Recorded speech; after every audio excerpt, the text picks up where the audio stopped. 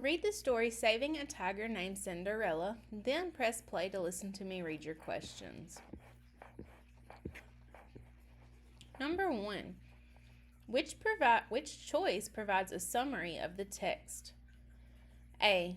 A 3-month-old Amur tiger cub was found cold and hungry in the woods. The cub was taken to scientists who taught her how to survive on her own. Scientists wanted to return the tiger to the forest, but the forests where Amur tigers lived were being cut down. B. An Amur tiger cub was cared for by humans in a wildlife center after she was found alone in the snow. Amur tigers are rare, and scientists wanted to return the tiger to the wild. Thanks to the scientists' special care, the tiger was successfully released into the wild. C. Amur tigers, which live in the forests of eastern Russia, are in danger. The forests where they live are being destroyed, and they do not have enough food to eat. It is important for scientists to rescue tiger cubs and return them to the wild to bring up their numbers. D.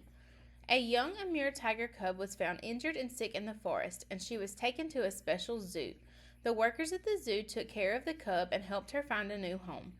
The tiger cub grew up into an adult, and she eventually started a family of her own. Number 2. Read the sentence from paragraph 2. This cub had no fight left in her. What does the author mean by this sentence? A. The tiger cub was too hungry to notice anyone touching her. B. The tiger cub did not understand how to protect herself from danger. C. The tiger cub was too frightened to hide herself from danger. D. The tiger cub did not have the energy to react to people touching her. Number 3. Who is Dr. Dale McQuail? A. A biologist who studies tigers. B. A conservationist who saves forests. C. A hunter who discovers a tiger cub. D. A scientist who runs a nature preserve. Number 4. Which quotation supports the inference that people have been working hard to keep tigers safe in the wild? A. That way, the animals don't lose their natural instincts and become dependent on humans. B. Over the next year, she grew into a big, healthy tigress. In the center, she learned to hunt deer, wild boar, and other live prey. C. People have been cutting down the forest and hunting too many of the animals that tigers eat. Also, poachers, illegal hunters, were hunting the tigers themselves. D. Today, tigers have more protection from those threats than ever before, but the dangers can come back at any time. Number 5. According to the text, what happened to tiger cubs that were found in the past? A. The tiger cubs were taken to zoos. B. The tiger cubs were left in the wild. C. The tiger cubs were taken to new forests. D. The tiger cubs were cared for at special wildlife centers. Number 6. What text structure is used in the text? A.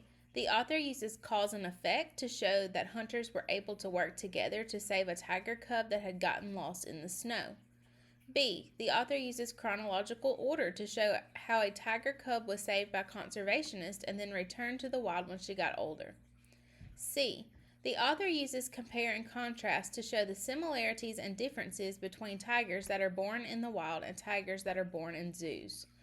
D. The author uses problem and solution to show that nature reserves are being built to protect tigers because they are running out of places to live. Number 7, Part A. What does the word extinct mean as it is used in paragraph 8? A. No longer living in a place. B. No longer away from home. C. No longer kept in place. D. No longer looking for a home. Part B, number 8. Which phrase from paragraph 8 best supports your answer to Part A? A. Chose the perfect new kingdom. B. Where we released. C. The tigers disappeared. D. Cutting down the forest. Number 9. What is the meaning of the word thrived as it is used in paragraph 10? A. Felt joy and excitement. B. Grew strong and healthy. C. Moved out of the area. D. Turned around in circles.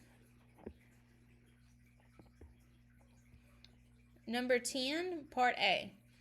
What point does the author make about Zolushka being released into the wild?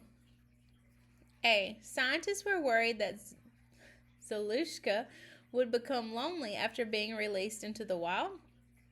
B. Cameras only captured a few pictures of Zolushka when she was released into the wild. C. Scientists got the results for which they had hoped after Zolushka was released into the wild. D. It took a number of years for Zolushka to get strong enough to be released into the wild. Part B. Number 11. Which quotation from the text best supports the answer in Part A? A. The cub, now named Zolushka, Russian for Cinderella, became the center's first tiger. Over the next year, she grew into a big, healthy tigress. B. The region where we released Zolushka had tigers some 50 years old, but they have since gone extinct in that region, Dr. McHale says. C. During the next 2 years, researchers watched Zolushka's progress. They set up cameras that used motion detectors or heat sensors to snap photos. When Zolushka passed in front of one of those cameras traps, it took her picture. Then, in December 2015, the cameras revealed exciting news. Zolushka had become a mother. For the first time ever, a tiger that humans had raised and returned to the wild had given birth to 2 cubs of her own. Number 12. How does the photograph help the reader understand the text?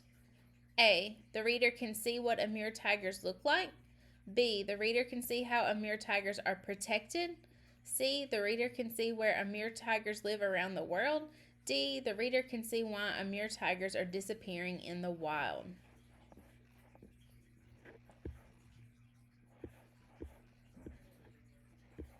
Sorry, y'all. Alright, now we're to our next story, Falling from the Sky. Pause and read your passage and then play when you're ready for the questions. Number 13, Part A. What is the main idea of the text? A. Albert Berry gained fame for his darling parachute jumps from hot air balloons.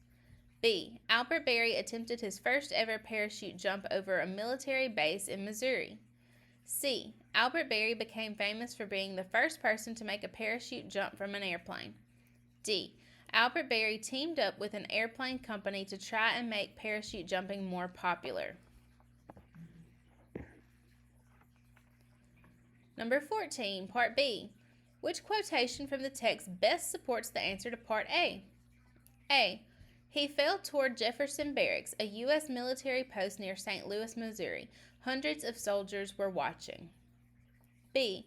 It was 1912 and Berry and the Benoist Aircraft Company were trying to make aviation history by performing the first parachute jump from an airplane. C. He had parachuted many times from hot air balloons at county fairs, but jumping from an airplane was different. D.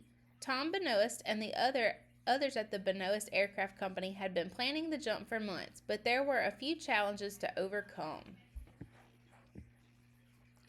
Number 15. What was the goal of Albert Berry's parachute jump? A. Albert Berry wanted to prove that he was talented enough to join the military. B. Albert Berry wanted to make the soldiers at the military base feel encouraged during a hard time. C. Albert Berry wanted to encourage the military to try parachutes. D. Albert Berry wanted to speed up the amount of time it took to make parachutes for the military. Number 16. What text structure does the author use in paragraphs 4 and 5? A. The author uses problem and solution to explain why so much planning occurred before Albert Berry made the first jump. B. The author uses compare and contrast to explain the similarities and differences between Albert Berry and Tony Jannus. C. The author uses chronological order to explain that Albert Berry changed the design of his parachute over a few months. D. The author uses cause and effect to explain why Albert Berry chose to use the plane built by Tom Benoist. Number 17. What does the phrase stayed on course mean as it is used in paragraph 5? A. The plane did not move after the anvils were dropped. B. The plane was easier to land after the anvils were dropped. C. The plane flew higher after the anvils were dropped. D. The plane did not continue on a path after the anvils were dropped. Number 18. How does the author support the point that Albert Berry and his team had to overcome challenges before attempting the parachute jump? A. The author provides examples of times that Albert Berry and his team had failed in the past. B. The author provides details about the fears people had for Albert Berry and his team. C. The author provides examples of difficulties that Albert Berry and his team faced. D. The author provides details about the many mistakes that Albert Berry and his team made. Number 19. What does the author mean by the phrase, like the course of a crazy arrow, in paragraph 10? A. Albert Berry fell to the ground very fast. B. Albert Berry did not fall in a straight line. C. Albert Berry fell for a long period of time. D. Albert Berry did not fall toward a target. Number 20. What can the reader infer about Albert Berry? A. He was curious about who invented parachuting. B. He was generous and wanted to give away free flying lessons. C. He was eager to improve the safety of airplanes. D. He was brave and willing to take risks to get people to use parachutes. Number 20. How does the photograph help the reader understand the text? A. The reader can see that the first parachute jump was successful. B. The reader can see the type of airplane used to make the first parachute jump. C. The reader can see the location where the first parachute jump was made. D. The reader can see how much work was spent preparing for the first parachute jump. Read the additional text about the first parachute jump and use it to answer questions 22 through 24. Number 22. How is the information in Falling from the Sky different from the information in the text Daring Feet in Air? A. Falling from the Sky provides information about the events before, during, and after Albert Berry's parachute jump, but the text from Daring Feet in Air focuses just on Albert Berry's jump itself. B.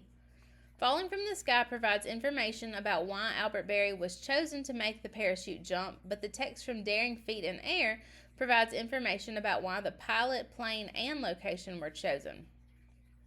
C.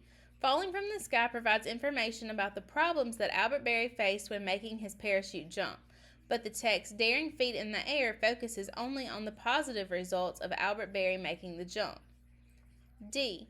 Falling from the Sky provides information about only one other person involved in Albert Berry's parachute jump, but the text from Daring Feet in Air provides information about a number of people who were involved.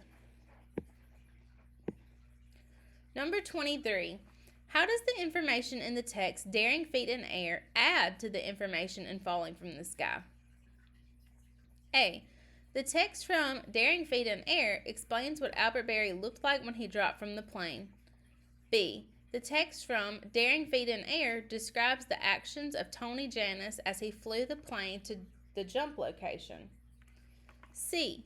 The text from Daring Feet in Air provides additional details of how Albert Berry practiced for his performance. D. The text from Daring Feet in Air provides additional information about the past flying experience of Tony Jannus. Number 24. How does the information in Falling from the Sky compare to the information in the text from Daring Feet in Air? A. Falling from the Sky is a first-hand account that is a diary entry from a soldier who watched Albert Berry's first parachute jump. The text from Daring Feet in Air is a second-hand account because it provides information from someone who researched Albert Berry's first parachute jump from a plane. B. Falling from the Sky is a second-hand account because it provides information that someone researched about Albert Berry's first parachute jump. The text from Daring Feet in Air is a first-hand account that offers a pilot's experience helping Albert Berry make his first parachute jump. C. Both Falling from the Sky and the text from Daring Feet in Air are first-hand accounts because they provide the personal thoughts of people who were able to see Albert Berry's first parachute jump from a plane. B. Both Falling from the Sky and the text from Daring Feet in Air are second-hand accounts because they provide information gathered by people who did not see Albert Berry's parachute jump themselves. Make sure you check over your answers before you submit your test.